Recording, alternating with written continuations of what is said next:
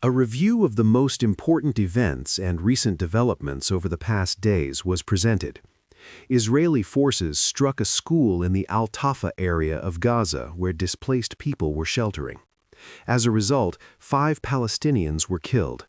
This was reported on Friday by the head of Al-Shifa Hospital, Mohammed Abu Salmiya, to Reuters. According to Palestinian health authorities, most of those killed were children. Several injured people are currently receiving medical treatment.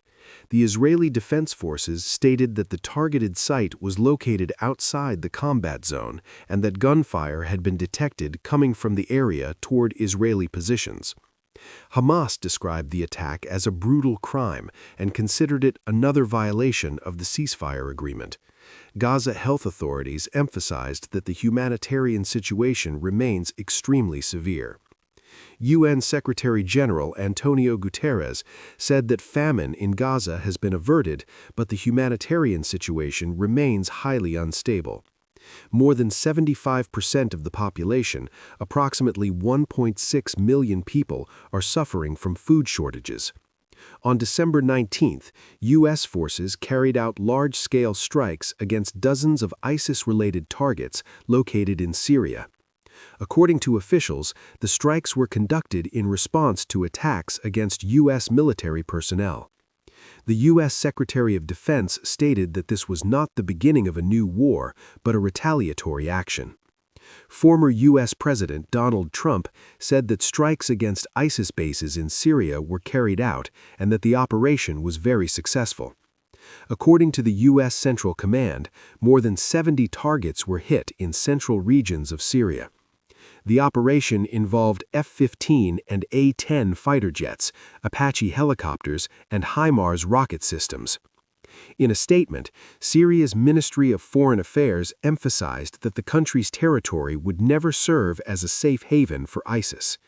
In recent months, the U.S.-led coalition has intensified airstrikes and ground operations against ISIS in coordination with Syrian security forces.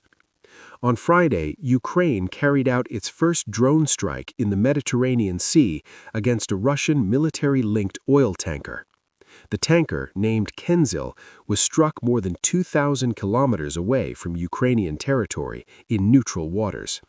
Ukraine's security service stated that the vessel was empty at the time of the strike and sustained significant damage.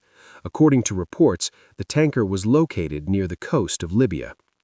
Aerial video footage provided to Reuters shows a small explosion near the front section of the tanker. Ukrainian officials did not provide details on how the drones reached the vessel, but stated that the operation involved multiple complex stages. Recently, Ukraine has increased attacks on Russian energy infrastructure in the Caspian and Black Seas. Russian authorities have not yet commented on these attacks. On Friday, an attack at a metro station in Taipei, the capital of Taiwan, resulted in at least 3 deaths and 5 injuries. Preliminary information indicates that the attacker threw smoke grenades inside a central metro station. Afterward, the suspect moved between several stations, throwing additional grenades. He then exited the metro system and attacked pedestrians with a knife before entering a shop. The attacker was described as a male approximately 25 years old. Following the attack, he jumped from a nearby building. Taiwanese Prime Minister Cho Jung-tai described the incident as a deliberate act, though the motive remains unknown. Police reported that security measures at railway and metro stations across the country have been strengthened. Following negotiations between European Union members and Latin American countries, European Commission President Ursula von der Leyen postponed the signing of the Mercosur trade agreement until January. If signed, the agreement would become the largest trade deal in EU history, involving tariff reductions with Argentina, Brazil, Paraguay, and Uruguay. On December 18th in Brussels, the signing of the trade agreement was delayed after Italian Prime Minister Giorgia Meloni requested additional time. For the agreement to take effect, approval is required from at least 65% of the EU population and a minimum of 15 member states. Poland and Hungary opposed the agreement, while France and Italy expressed concerns over increased imports of meat, sugar, poultry, and other agricultural products. Supporters of the deal, including Germany, Spain, and Scandinavian countries, argue that the agreement represents an economic countermeasure to the United States and China. However, European farmers are concerned that cheaper products from Latin America will harm local producers and lead to unfair competition.